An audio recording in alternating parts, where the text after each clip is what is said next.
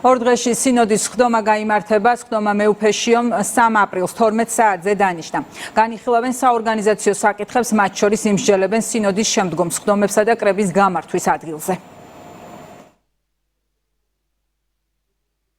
პირველ რიგში ღმერთი მოქმედებს და სულიწმინდა მოქმედებს და რა თქმა უნდა შემდეგ უკვე ეპისკოპოსები მიიღებენ გადაწყვეტილებას. მომავალ პატრიარქს აირჩევს წმინდა სინოდში ნამდვილად ღირსეული ეპისკოპოსები გვყავს და ისინი ღირსეულ გადაწყვეტილებას მიიღებენ. აუცილებლად ჩემი აზრით გაითვალისწინებენ ალბათ პატრიარქის ამ არჩევას, იმიტომ რომ პატრიარქის ნაკურთხია თითქმის ყველა ეპისკოპოსი და ყველა მიცოდა, რომ პატრიარქი როგორი შორშმჭრეტელი ადამიანი იყო. ჩვენ გვყავდა ძალიან დიდი პატრიარქი, მადმოსილი პატრიარქი. შემთხვევით არ ყოფილა, რომ პატრიარქმა მეუფეშიო აირჩია მოსაგწრედ.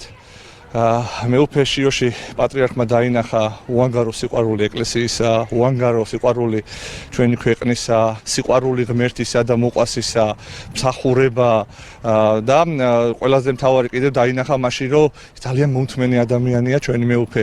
იმიტომ რომ ჩვენ ამ 9 წლის განმავლობაში ნახეთ, როგორი ცილის წამებები მიმდინარეობდა და მეუფე როგორ სურგზელად ითმენდა ამ ყველაფერს და როგორც ჭეშმარიტ ქრისტიანს შეეფერება, ზუსტად აი ესე იქცეოდა.